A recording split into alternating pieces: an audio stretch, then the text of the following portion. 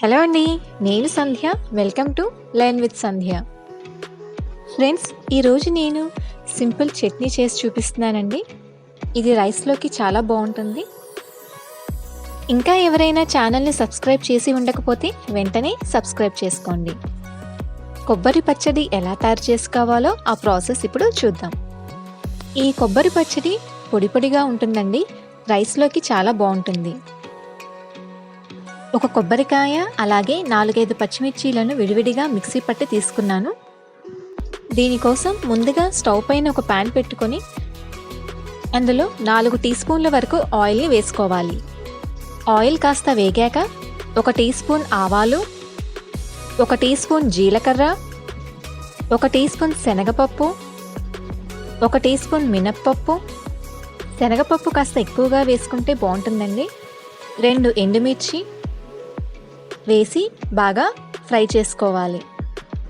ఒక వెల్లుల్లి మొత్తం పూర్తిగా వేసానండి. వెల్లుల్లి ఎక్కువగా ఉంటే రుచి చాలా బాగుంటుంది.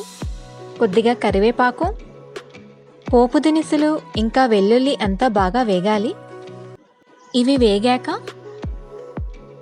2 టీ స్పూన్లు పచ్చిమిర్చి పేస్ట్, 1/2 టీ స్పూన్ పసుపు, సరిపడా ఉప్పు వేసి 1 నిమిషం పాటు వేయించుకోవాలి. నేను ఇక్కడ ఒక కొబ్బరికాయ పూర్తిగా వాడానండి. కొబ్బరికాయని మిక్సీలో పేస్ట్ చేసి కానీ లేకపోతే కొబ్బరిని కోరి కానీ తీసుకోవచ్చు. మనం వేసుకున్న తాలింపు కొబ్బరి కూరకి అంతా బాగా పట్టేలాగా కలుపుకోవాలి. ఒక 4 నిమిషాల పాటు కొబ్బరిని వేయించుకోవాలి.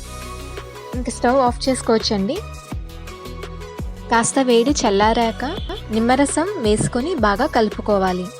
1 నిమ్మకాయ పూర్తిగా పడుతుందండి. అంతా ఒకసారి బాగా కలిసేలాగా కలుపుకోవాలి. కొబ్బరి పచ్చడి తయారైపోయింది. కూరగాయలు ఏమీ లేనప్పుడు ఇలా కొబ్బరి పచ్చడి చేసుకుంటే చాలా బాగుంటుందండి.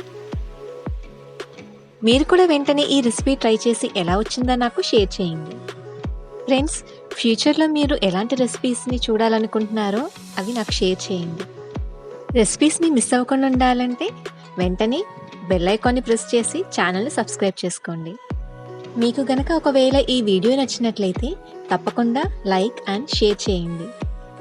Thank you for watching.